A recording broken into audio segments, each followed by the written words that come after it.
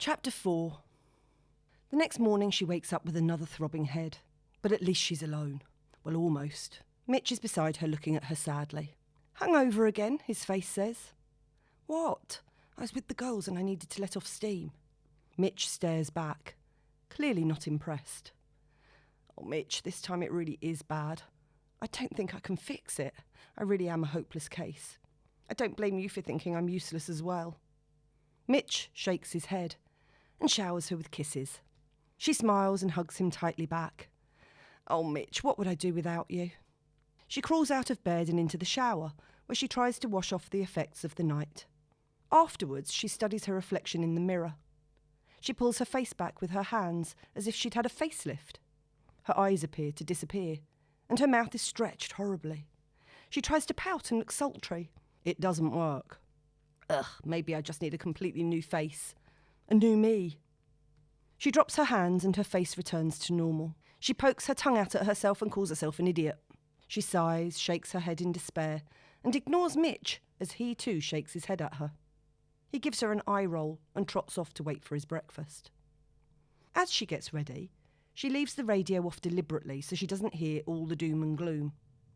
She manages to take Mitch for a short walk, the guilt at not managing it for the previous few days getting too much to bear. When she finally gets to the station, she picks up the paper and reads the headline. It says, "Missing girl found slaughtered under very strange circumstances. Satanic ritual suspected." The next headline she sees is "Dog meat found in hamburgers." She gasps in horror and grimaces. This is followed by "Uprisings explode in the Middle East. America to send out more troops." She sighs in exasperation and turns to the back pages. The final line she bothers to read says, "Ex-footballer Deckham heads for Hollywood. Movie role beckons." She puts it down in disgust and mumbles to herself, "My head is hurting badly enough. I really don't need to fill it up with all that rubbish." She arrives at work to find Letitia already sat at her desk. She's looking sharp in a pinstripe suit and killer heels. She has 2 mugs of coffee lined up and an inquiring look on her face. Zoe can't hide her devastation, and her eyes well up as she sits down. "Okay," Letitia says, "this is clearly a conversation that's not to be had here in the office. I think you'd better come over to mine tonight, and you can tell me the full story." Zoe nods and blinks away the tears. "Thanks, Letitia. I really don't want to be alone right now. Am I all right to bring Mitch?" "Of course, you know he's always welcome." She arrives at 7 and is welcomed in by Letitia's partner, Joe. Mitch makes a huge fuss of her at the door. He trots around their apartment, clearly approving of the simple yet elegant decor. He settles on a cream rug in the middle of the open-plan living room and makes himself at home. Joe is a little younger than Zoe, slim, blonde and strikingly attractive. She's dressed in sportswear as she's just come back from the gym. "Can I get you a drink, Zoe? G&T, wine, beer?" Zoe shudders. "Oh, just a tea, please. Overdid it a bit last night." Joe laughs sympathetically. "Yeah, Letitia said you had some stuff going on. I've got some great matcha green tea. Will that work?" Zoe nods, and Joe hands her a steaming mug of tea. Letitia appears from the bedroom. She's changed from her office attire into a long grey jumpsuit. Mitch is delighted to see her and jumps straight into her arms. She hugs him, then after many kisses puts him back down again so she can hug Zoe. Zoe lets out a small whimper. She steps back to look at her with genuine concern. "I'm going to jump in the shower, hun," Joe says, "and give you two some time to catch up." She leaves the room.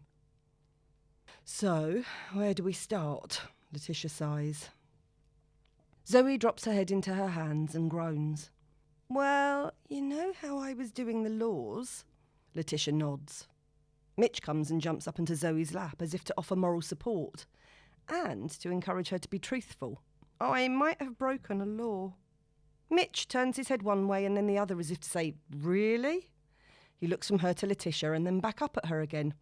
"Okay, I might have broken nearly all of them." "In one night? Way to go, Zoe. But look, Robert's a shit anyway, so it doesn't matter. He doesn't count." Zoe groans again. "But I really thought he was different. I really thought he was the one. I really felt as though I'd known him forever. I was convinced he was my soulmate. And now I've messed it up. Completely. I've made a right idiot of myself. Oh, Zoe, you are not an idiot. You have to stop being so hard on yourself. Things happen for a reason, you know that. Maybe your unconscious mind sabotaged it on purpose to keep you safe and stop you from getting hurt by that monster. Too late, Zoe replies, cringing. Well, it's just way better that you found out at this early stage what a dick he is, not when you were months down the line. That man is incapable of keeping his bits in his trousers, and not even you could change him from that. Zoe tries to protest, but Letitia raises her hand to stop her. Even if you were soulmates, Zoe, lost cause, seriously. You'll see in time it was for the best. And you didn't do anything wrong. You're a grown-up, single, successful woman. If you want to sleep with a man, you can. No shame in that. That's not the shameful bit. Zoe hangs her head in shame. Then what is it? Letitia asks. It's that I thought he was going to be my boyfriend. So as he was trying to run out the door at 6 a.m, I panicked and asked him to come to a party with me at the weekend. Letitia takes a deep breath and exhales slowly. And what did he say? He just said, "Sorry, babe, I don't do relationships." Ugh, Jesus, Zoe, I rest my case.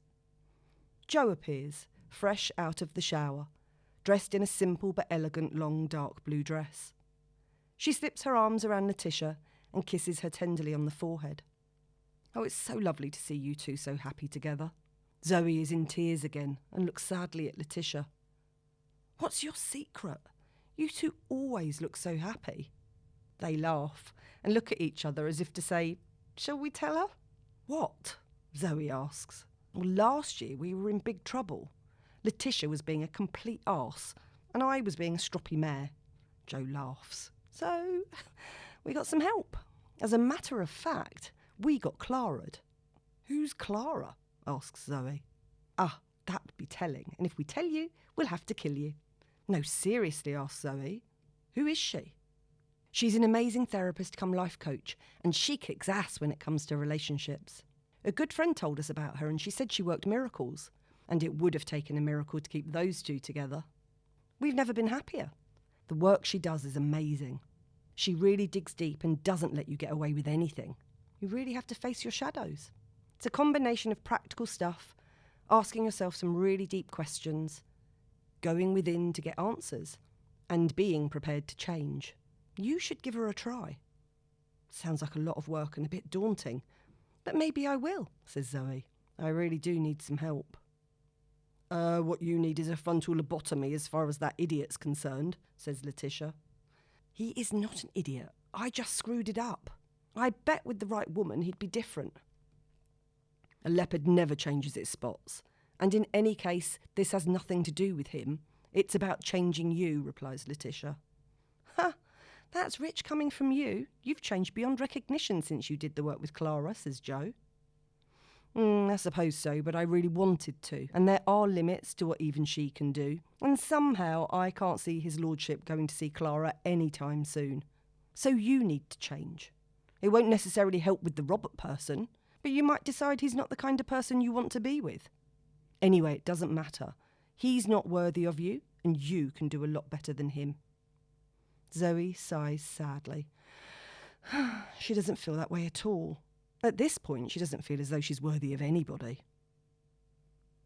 Robert, meanwhile, is in the intensive care unit of St Thomas's Hospital, in a coma. He's covered in bandages and is attached to myriad devices that are monitoring his heart, his breathing, and his brainwaves. He's also having a blood transfusion as he's lost a lot of blood and has experienced many internal injuries. The ICU trauma consultant, Julia Shaughnessy, and his doctor, Dr. Preeti Johar, are discussing his case. I've spoken to his mother and sister, and his father is on his way from the States, Julia says. He's on the red-eye and will be here in the morning. I'm really not sure if he's going to hang on that long, though. His chances of survival are very, very slim. In fact, it's a miracle he's lasted this long. It took the fire crew half an hour just to cut him out of the car. He was damned lucky he was driving a Jag, another car, and he would most likely have been killed on the spot. While the doctors are busy discussing his chances, Robert finds himself floating up and out of his body. He looks up and sees a portal of white light has opened up.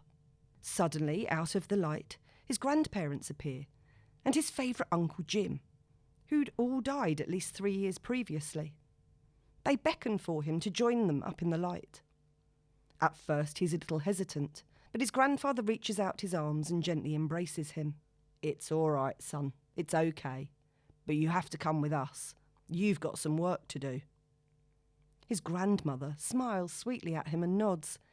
"Yes, Robert, you have quite a lot of work to do." "What sort of work?" says Robert. "Come with us and you'll find out." "Where are you taking me?" "Home, silly, to meet your spirit guide." "But I don't believe in spirit guides." Robert looks very worried. "Am I dead?" "Not yet," says his grandfather. "That all depends on how well the work goes." "Oh, no pressure then," says Robert. "And you don't want Jacob to hear you say things like that," says his grandmother. "Who's Jacob?" "Your spirit guide, silly. Don't you remember anything? He's been trying to get through to you for the longest time. You just wouldn't listen, and now look where you've ended up." "Ah, speak of the devil, here he is," says his uncle. Robert looks up and is astounded when a man looking remarkably like Robert De Niro appears in front of him, wearing a black suit and a pale blue shirt. His hands are in his trouser pockets, and he's shaking his head at him. He looks him up and down and then looks straight up. "Okay, God, why do I always get the difficult ones? Only you know how hard I've tried to get through to him." God appears, several feet above them. Robert is even more blown away when he realises that God bears an uncanny likeness to Meryl Streep. "Oh, stop whining, Jacob, and get on with it. He's part of me too, and you know how much I love them all. Even the ones like him." She gives Robert a benevolent and loving smile. "Don't worry," she says. "His bark is worse than his bite. You're in good hands, and remember, if you ever do need to talk to me, I'm always here." She looks intently at Jacob. "Be kind, Jacob. This one may seem like a hard nut to crack, but he's really just a soppy puppy on the inside." Before Robert can protest, Jacob laughs loudly, slaps him on the back, and stares right into his eyes. "Oh, don't worry, Sonny Jim.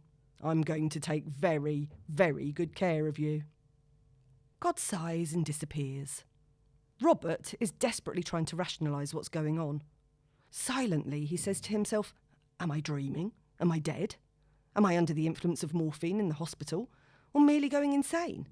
I don't believe in God or spirit guides or the afterlife. That's all my sister's crazy stuff. This is just ridiculous." He tries pinching himself, but finds that he doesn't really have a proper body anymore. He looks around at the white space and his smiling relatives, who he knows for sure are dead. "Surely just a dream?" he says to himself silently again, and nods as if to reassure himself. "Not a dream," says Jacob. Robert is a little startled. "So where am I then?" he says to Jacob. "This, my boy, is the afterlife, where you get to review your life so far and see what you can learn from it. The good bits and the bad bits, and some of the bits in between. Then, between us, we get to decide whether you want to go back or stay here with us for a while. Oh, and by the way, kid, just so you know, you're also not dead yet, not under any effects of morphine, and you're definitely not insane. Not yet, anyway. That was a whole other lifetime. And if we have time, I'll show you that one. It was a corker." Robert is even more freaked out knowing that Jacob knows what's going on in his head. "What do you mean, other lifetime? And how are you going to show me?" Jacob just waves his arms, dismissing any questions for now. "It will all come clear, don't you worry." His grandparents and his uncle hug him tightly one by one. "We have to go for now, Robert. Jacob will sort you out. Remember that we love you and we're always watching over you. We'll see you again soon," his grandmother says, kissing his cheek. "Not too soon," his uncle exclaims. "You need to get back down there and sort your life out. You can't be a dickhead forever." His grandmother slaps his uncle. "Don't you pay any mind to him, Robert. Although," she rolls her eyes and sighs, "you have had your moments. Lord knows you've definitely had your moments."